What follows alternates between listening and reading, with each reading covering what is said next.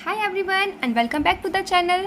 Guys, आप सबको पता होगा कि टीजीटी के फॉर्म आ चुके हैं, उनकी और सबने फिल भी कर दिए होंगे आप सबने, और उसकी डेट भी अब खत्म हो चुकी है और अब बहुत जल्दी आपका एग्ज़ाम हो जाएगा। तो एग्ज़ाम मतलब एकदम से जितनी जल्दी मत करिएगा कि फर्स्ट वीक में इसके आपके डेट क्लियर हो जाएगी, अगस्त के फर्स्ट वीक में, यानी कि इस वीक में आपकी डेट क्लियर हो सकती है कि कब हो सकता है एग्ज़ाम।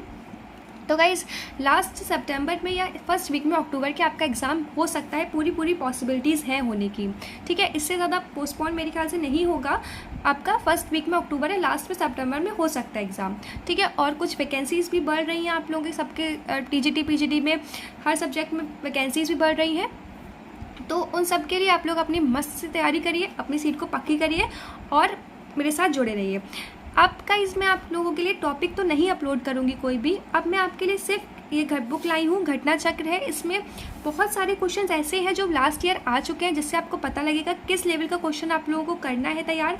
और देखिए, क्वेश्चंस इसलिए लगाने बहुत ज़रूरी है क्योंकि क्वेश्चन हर बार बहुत रिपीटेड होते हैं। जब तक आपको पता नहीं है ना क्वेश्चन कैसा पूछा जाता है, आपकी तैयारी अच्छी नहीं हो सकती। तो मेरे साथ जुड़िए, मैं आपको ये घटना चक्र बुक में एक एक टॉपिक अल्टरनेट डालूंगी आपको। आज का टॉपिक होगा हमारा कोशिका विज्ञान एंड अनुवांशिकी, जिसमें हम आपका पढ़ेंगे। तो आपका अगर अल्टरनेट भी डालते हैं तो आपका लास्ट सितंबर तक पूरी घटना चक्र बुक तैयार हो जाएगी लग के। ठीक है, तो चलिए मेरे साथ स्टार्ट करिए। फर्स्ट क्वेश्चन हम लोग कुछ टोटल 50 क्वेश्चन करेंगे सेल से। 50 क्वेश्चन में जो भी बहुत इंपॉर्टेंट है वो सारे क्वेश्चन लगवा दूंगी आपको, जो आने की पॉसिबिलिटीज़ है पूरी। ठीक है, चलिए स्टार्ट करते हैं। फर्स्ट क्वेश्चन है, क्वेश्चन नंबर फर्स्ट है कि कोशिका के अध्ययन को क्या कहा जाता है। क्वेश्चन में फर्स्ट क्या पूछा गया है कि कोशिका का अध्ययन कहा जाता है, मतलब स्टडी ऑफ सेल्स। कोशिका का अध्ययन मतलब स्टडी ऑफ सेल्स को क्या कहा जाता है? तो गाइस, इसका करेक्ट आंसर है साइटोलॉजी, इसको साइटोलॉजी कहा जाता है। नेक्स्ट क्वेश्चन देखते हैं हम लोग क्या पूछा है। निम्न में से कौन सा जीवन का बिल्डिंग ब्लॉक कहलाता है? कौन सा जीवन का बिल्डिंग ब्लॉक कहलाता है? तो गाइस, सेल्स कहलाता है जीवन का बिल्डिंग ब्लॉक। ये यूपी टीजीटी में 2021 यानी कि लास्ट ईयर जो पेपर हुआ था टीजीटी का, उसमें क्वेश्चन पूछा गया था कि कौन सा जीवन का बिल्डिंग ब्लॉक कहलाता है? तो सेल्स कहलाते हैं। ठीक है, नेक्स्ट क्वेश्चन नंबर थर्ड देखिए। क्वेश्चन नंबर थर्ड क्या है? मानव शरीर के किस कोशिकाओं को ट्रैफिक पुलिस के नाम से जाना जाता है? तो ट्रैफिक पुलिस के नाम से किसको जाना जाता है? आप सबको पता होगा, गोल्जी एपरेटस को जाना जाता है। ये एलटी ग्रेड में पूछा जा चुका है 2018 में। तो इस क्वेश्चन को देखिएगा। क्वेश्चन देखिए, बहुत ही बेसिक पूछे जाते हैं और बहुत ज़्यादा हाई के चक्कर में मत रहिएगा, क्वेश्चन बेसिक ज़्यादा तैयार करिएगा आप लोग। ठीक है, तो क्या पूछा गया? कोशिका की स्टडी को क्या कहा जाता है, बिल्डिंग ब्लॉक क्या है, ट्रैफिक पुलिस क्या है। नेक्स्ट क्वेश्चन नंबर 5 देखेंगे। उत्तकों के अध्ययन मतलब उत्तक का अध्ययन, उत्तक मतलब होता है टिश्यू की स्टडी को क्या कहा जाता है? तो गाइस, हिस्टोलॉजी टिश्यू की स्टडी को कहा जाता है। नेक्स्ट क्वेश्चन देखेंगे, उत्तक होते क्या है? तो उत्तक क्या होते हैं? तो ऑप्शंस दे रखे हैं। उत्तक क्या होते हैं? उत्तक होते हैं समान रचना व समान करने की कोशिकाओं के समूह को। जो सामान्य रचना, जिनकी समान रचना होती है और जो सामान्य कार्य मतलब एक सा कार्य करते हैं, उनके समूह को क्या कहता है? उत्तक कहते हैं। ठीक है, नेक्स्ट क्वेश्चन है, कोशिका के समूह को कहते हैं, कोशिका का जो समूह होता है मतलब ग्रुप ऑफ सेल्स को क्या कहा जाता है? तो टिश्यू कहा जाता है। ऑप्शन नंबर 20 करेक्ट होगा। नेक्स्ट क्वेश्चन देखते हैं। ये अभी तक बहुत इजी क्वेश्चन थे। नेक्स्ट क्वेश्चन देखिए, क्वेश्चन नंबर 8 क्या है?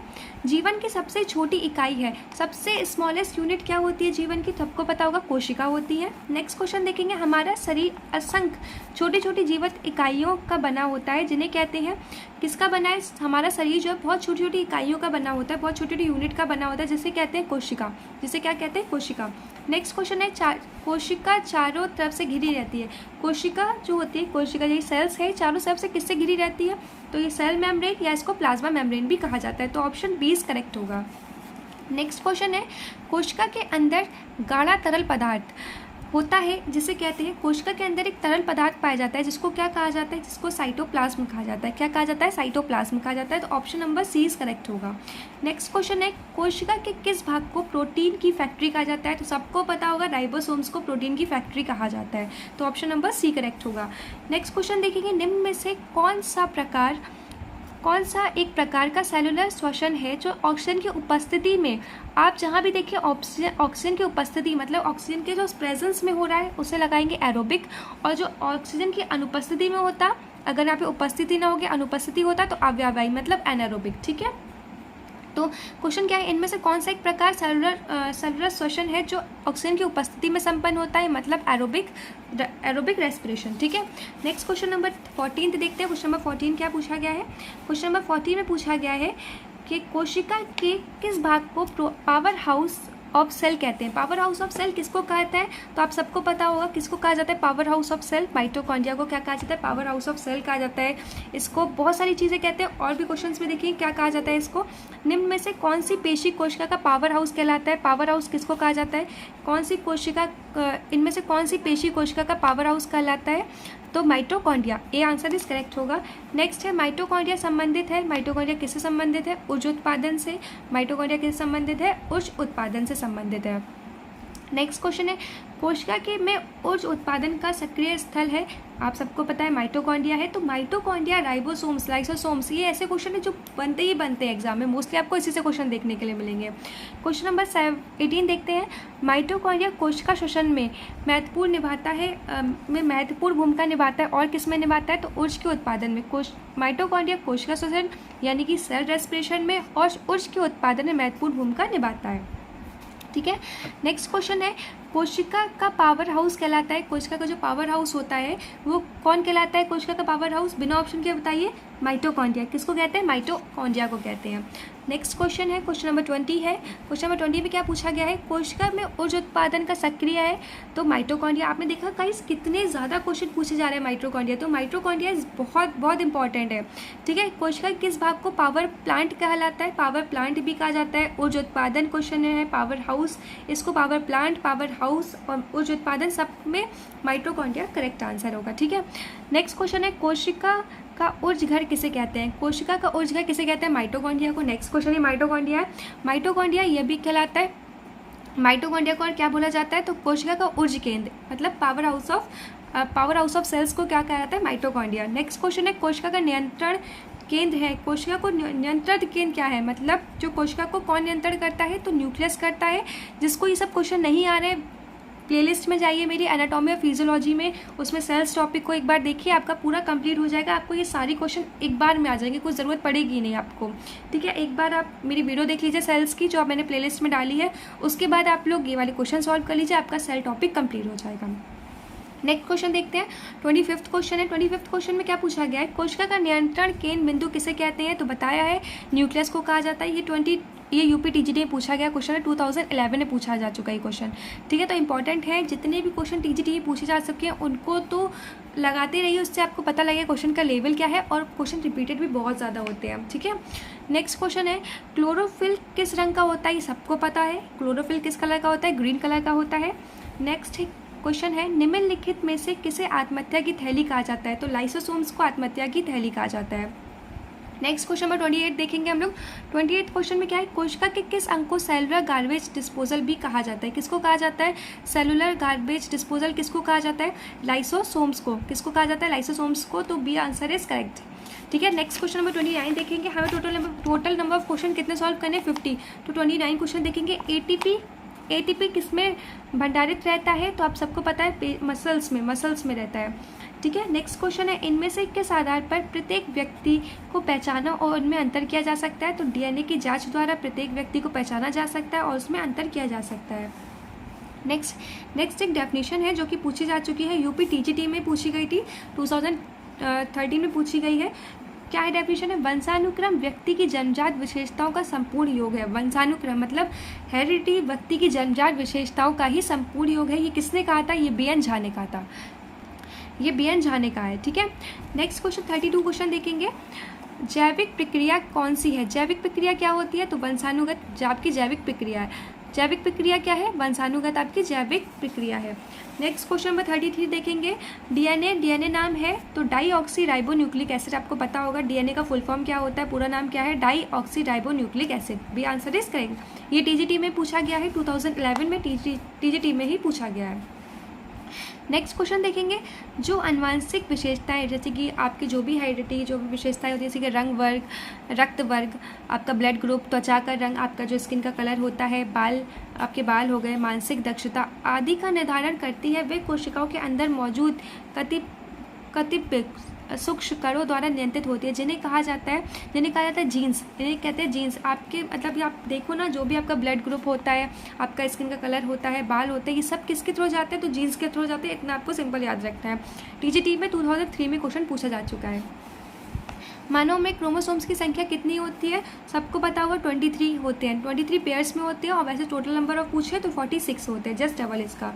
वृद्धि को प्रभावित कौन करता है? वृद्धि को प्रभावित करने वाला कारक क्या है? वृद्धि को कौन प्रभावित करता है? आनुवांशिकता, पर्यावरण, जलवायु, उनमें से सभी? तो उनमें से सभी। वृद्धि को कौन प्रभावित करता है? यानी कि अभी ग्रोथ को आनुवांशिकता, पर्यावरण, जलवायु, उनमें से सभी। करेक्ट आंसर इनमें से सभी है।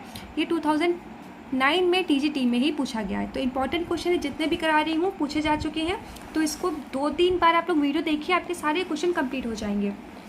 क्वेश्चन नंबर 37 है, व्यक्तिगत भेद इनमें से होते हैं? वंशानुक्रम, वातावरण, दोनों होते हैं। ये आंसर इस करेक्ट होगा। लोगों को शारीरिक भिन्नता कैसे होती है? लोगों को अलग अलग भिन्नता, लोगों में भिन्नता कैसे होती है? तो आपको पता होता है आनुवांशिकता और वातावरण, दोनों इसका करेक्ट आंसर है। लोगों में भिन्नता का कारण क्या होता है? आनुवांशिकता और वातावरण, दोनों इसका कारण होता है। नेक्स्ट क्वेश्चन देखेंगे, शारीरिक दक्षता को प्रभावित करने वाले मुख्य कारक होते हैं। शारीरिक दक्षता कैसे प्रभावित होती है? वंशानुक्रम व वातावरण, दोनों से। ठीक है, नेक्स्ट क्वेश्चन देखेंगे, कलर ब्लाइंडनेस। कलर ब्लाइंडनेस व्यक्ति किन रंगों में भेद नहीं कर पाता है? तो कलर ब्लाइंडनेस, जिसको आप देखा काफ़ी लोगों को कलर ब्लाइंडनेस होती है, तो उसमें जो इनमें होती है जिस व्यक्ति में, वो किस कलर में भेद नहीं कर पाते हैं? तो उनका कलर होता है रेड और ग्रीन।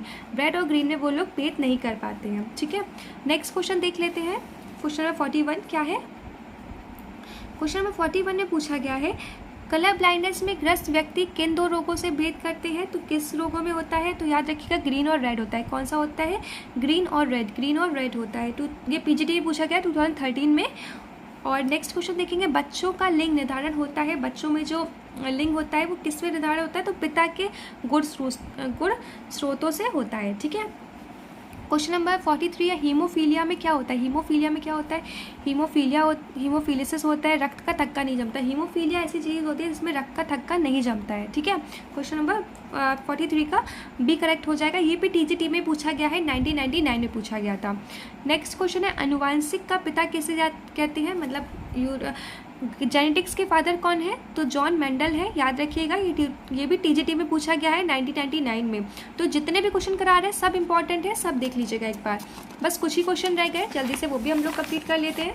क्वेश्चन नंबर 45 है। 45 क्वेश्चन में क्या पूछा गया है? निम्नलिखित में से आनुवांशिक अक्ष निधि के रूप में जाना जाता है? किसको जाना जाता है? तो तेजी को, मतलब गति को आनुवांशिक अक्ष निधि के रूप में भी जाना जाता है। क्वेश्चन नंबर 46 है, निम्नलिखित में से कौन सा वृद्धि के नमूने को नियंत्रित करता है? कौन सा ऐसा है जो वृद्धि के नमूने को नियंत्रित करता है? कौन करता है? जीन्स करता है। ये क्वेश्चन हम लोग पहले भी सॉल्व कर चुके हैं। ठीक है, इस बार ये क्वेश्चन यूपी पीजीटी में 2021 में पूछा गया है। नेक्स्ट क्वेश्चन है, कौन सा अभिप्रेरण के सिद्धांत का जीव वैज्ञानिक अधिगम होता है? इनमें से कौन सा अभिप्रेरण मतलब अभिप्रेरणा के सिद्धांत का जीव वैज्ञानिक अधिगम होता है? तो कौन सा होता है? उदागर का सिद्धांत होता है। कौन सा सिद्धांत होता है? उदागर का सिद्धांत होता है। कौन सा है? इनमें से कौन सा अभिप्रेरणा के सिद्धांत का जीव वैज्ञानिक अधिगम होता है? तो उदागर का सिद्धांत होता है। ठीक है, नेक्स्ट क्वेश्चन है, इनमें से कौन सा कारक ऐसा है जिसमें किसी भी तरह परिवर्तन संभव नहीं हो सकता? तो वंशानुक्रम विशेषता होती है, उनमें परिवर्तन संभव नहीं होता है। लास्ट क्वेश्चन देखेंगे हम लोग 49 क्वेश्चन। इनमें से वंशानुक्रम का विषय है, इनमें से वंशानुक्रम के क्या क्या विषय है? आचरण, व्यक्तित्व के लक्षण, और ऑप्शंस क्या क्या है? ढंग और शिष्टाचार, और आदत और दिनचर्या। तो इसका करेक्ट आंसर होगा गाइस व्यक्तित्व के लक्षण। जो व्यक्ति के जो लक्षण होते हैं वो वंशानुक्रम का विषय होता है। तो गाइस आज हमने क्वेश्चन सॉल्व किए, कितने 49 क्वेश्चन सॉल्व किए। टोटल नंबर ऑफ क्वेश्चन हमने सॉल्व किए 49, जिसमें से कोई भी क्वेश्चन ऐसा नहीं है जो बहुत टफ हो। मोस्टली आपको सारे क्वेश्चन आने चाहिए।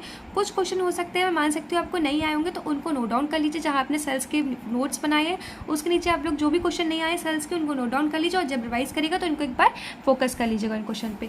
नेक्स्ट हम लोग जो टॉपिक करेंगे मतलब अल्टरनेट करेंगे। आज हमने किया है, तो डे आफ्टर टुमारो आपके पास वीडियो अपलोड होगी, और वो किस पर होगी? स्केलेटन सिस्टम पर, यानी कि कंकाल तंत्र पर। इसमें भी कुछ 50 क्वेश्चन अप्रॉक्स हैं, तो वो आपको सॉल्व कराएंगे। ठीक है, जब तक के लिए क्वेश्चंस मैं कहूँगी बराबर सॉल्व करिए, और मैं प्रॉमिस करती हूँ कि मैं अल्टरनेट वीडियो डालूंगी। कैसे भी डालूँ, मैं डालूंगी, जितना कैसे भी टाइम निकालूँ आपके लिए मैं इतना करूँगी। और आप लोग अपने लिए पढ़ाई कंटिन्यू रखिए, रोकिए मत। वैकेंसीज आके मतलब फॉर्म भी फिल हो चुके हैं, और डेट बहुत जल्दी आने वाली है आपकी। इस चांस को मत जाने दीजिए। और एनवीएस की वैकेंसी आ रखी है, DSSB की वैकेंसीज भी नोटिफिकेशन आ गया है, डाल सकते हो। जैसे राजस्थान का डाला है, सबके लिए आप लोग एक बार तैयारी करो, वो सब एग्जाम के लिए आपकी तैयारी हो जाएगी। ठीक है, तो मिलते हैं हम लोग नेक्स्ट वीडियो में। तब तक आप लोग इस जितने भी क्वेश्चन बताएं उसको सॉल्व करिए। कोई भी डाउट हो तो मुझे कमेंट बॉक्स में कमेंट करिएगा। और गाइज मैं बता देती हूँ, घटना चक्र इंग्लिश में नहीं आती है, तो प्लीज़ आप लोग 10 बार क्वेश्चन मत पूछिए घटना चक्र इंग्लिश में आती है या नहीं। मैं बता चुकी हूँ, मुझे तो नहीं मिली, ऑनलाइन भी नहीं मिली, आपको अगर मिल जाए तो आप परचेस कर सकते हैं। ठीक है, तो मिलते हैं नेक्स्ट वीडियो में, जो कि अपलोड होगी डे आफ्टर टुमारो। तब तक के लिए बाय बाय। पढ़ते रहिए, हार्ड वर्क करिए, हार्ड के साथ स्मार्ट वर्क भी करिए। Bye bye, take care.